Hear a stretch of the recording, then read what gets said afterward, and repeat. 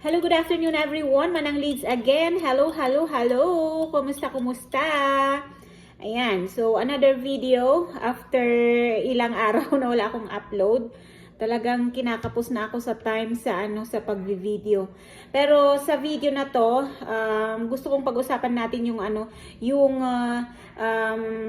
karamihan sa mga tanong kanina kasi nagbasa ako kanina ng mga PM sa akin na galing galing dito sa channel ko. Okay? So, ano ba yung tanong? Kape muna. Kape muna kasi malamig dito. Malamig dito sa Baguio. Ayan. So, tara na. Ano ba yung tanong? Ang tanong, guys, ilang taon daw ba yung yung annulment talaga?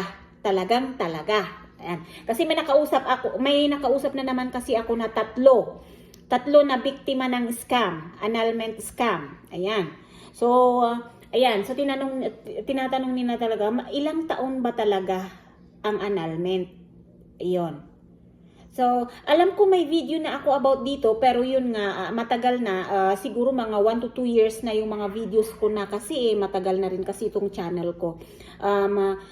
Ang annulment talaga, dapat 2 years lang yan.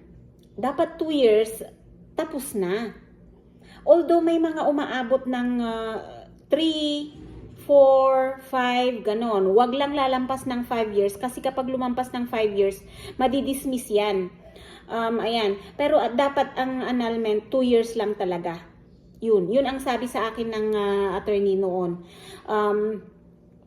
Kasi anong gagawin dun? Ilang hearings lang naman yun. Kung monthly nakakakuha ang lawyer mo ng hearing, 7 to 9 hearings lang naman ang annulment.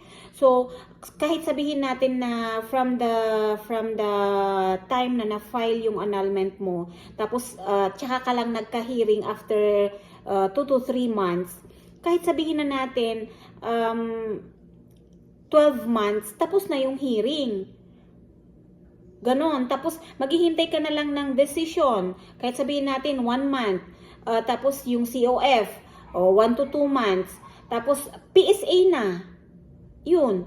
So, matagal na talaga yung 2 years. Ngayon, kung meron man inaabot ng 3, 4 years, baka special cases ang mga yun, baka may mga problema talaga yun. Pero kung plain annulment ka lang, na wala namang problema sa halimbawa wala namang kang problema sa custody ng mga bata, wala namang kang problema sa hatian ng mga real properties ninyo, yun guys. So yung tanong na ilang taon lang ba dapat 2 years lang yan. Sa akin nga 14 months lumabas na yung decision 14 months, may vlog ako niyan. Yan yung video ko na nagpa-discover sa channel ko na to. Yung vlog ko about my annulment decision na 14 months lumabas na. Yun. So yung sa akin talaga 14 months ang bilang ko Lumabas na yung decision. Yun. So hindi kasi pare-pareho yan, guys. Pero dapat 2 years lang talaga ang annulment. Kung magaling ang attorney nyo, 2 years lang talaga yan. Pero nabanggit ko kanina na may nakausap ako this week, 3 sila. Biktima sila ng annulment scam. Yun, inuulit ko, guys, mag-ingat po kasi uso man ngayon ang online. Totoo yan. May online hearing nga Pero yung sasabihin na non-appearance sa annulment, hindi yun totoo. May appearance pa rin yun. Online nga lang. Nag-appear ka sa court. Nag-appear pa rin yung client sa court. Parang nag-appear pa rin yun. Online nga lang. Pero yung sasabihin na yung parang ibibigay lang sa'yo yung marriage certificate, valid ID, tas okay na. Hindi pwede yun. Sa Islam lang yun. Sa Islam divorce processing lang yun. Pero kung sa annulment, hindi pwedeng ganun. Maghihiring ka online. Kaya pwede sa mga OFW. Ganun ang ginagawa kasi ni attorney. Kasi may mga judge talaga na nag-aalaw ng online hearing. Yun ang importante.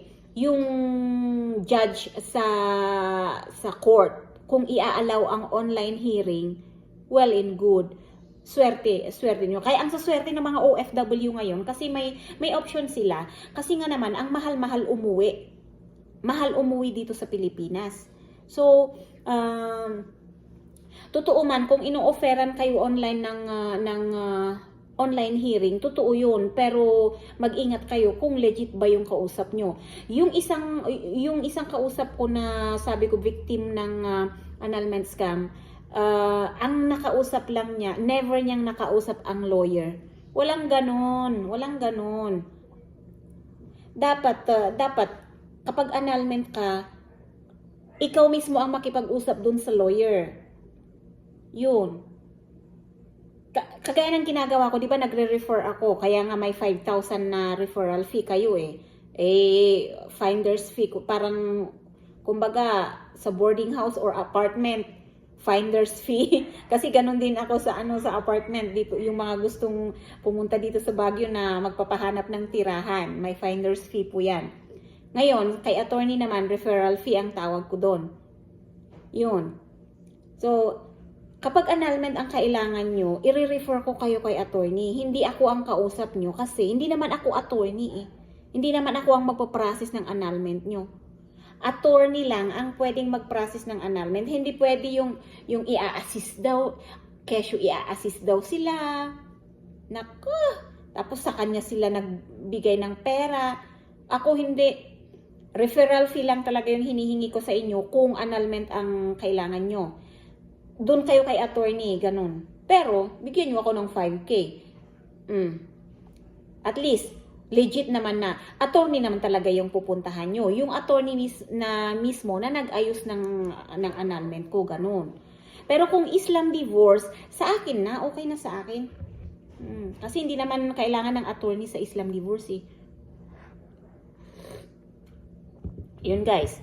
So, paalala ulit sa mga napapaniwala dyan sa mga ino-offer online na deletion of marriage. Meron pa pala. Yung isang scam na sinasabi ko, sige, 3 sila Deletion of marriage naman yung dumali sa kanya. Sabi ko naman 50-50 din yung deletion of marriage na yan At saka illegal talaga yan Although may nadidelete man siguro, pero may nagsabi rin sa akin, may nagkwento rin sa akin na babalik din daw yun after few months. So parang temporary lang ba? Kasi ginagamit yan ng mga yung mga married na gustong ang gamitin sa passport nila ay single. Yun. Kasi may nagkwento sa akin. Kaya after few months pala, bumabalik din yung record mo as married. See? Tapos nagbayad ka ng magkano? Deletion. Walang ganun. Illegal yan. Ayan. So, yun guys. Sana may natutunan na naman kayo dito sa video na to. Kahit na konti. Kung meron, bigyan naman ninyo ako ng thumbs up dyan. Okay? And kung hindi ka pa nakaka-subscribe, paki-subscribe naman po yung channel ko. And please share my videos. Baka malay nyo, may mga friends kayo na kailangan din ng mga services na ino-offer ko. Kasi hindi lang annulment at saka Islam divorce yung LGD referral services ko May passporting dyan, PSA. Kung hindi kayo makakuha ng mga certificates ninyo sa PSA, bigyan nyo lang ako ng authorization. Parehas yung fee ko sa passporting at saka sa PSA, yung pagkuha ng documents sa PSA tapos ipapadala ko mismo sa inyo. Ayan, 2,000. Ayan, 2K. Parehas ang passport fee ko at saka yung sa PSA kung magpapakuha kayo ng mga marriage certificate na yan, senumar na yan. Kasi nga, 'di ba, may mga delivery sa PSA pero maraming nadadali dun. Kasi payment first yun tapos yung courier ninyo hindi dinideliver dyan sa inyo. Maraming kapatid ko biktima mismo ng ganun. Kasi hindi niya alam na nag-aano ako ng PSA. Tapos nag-online siya.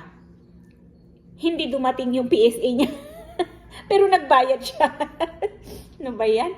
Ay, kung ano-ano na lang, lahat na lang ini-scam. Diyos ko po. Pero panigurado naman guys, legit naman tayo. Okay, bye-bye. Ingat, ingat.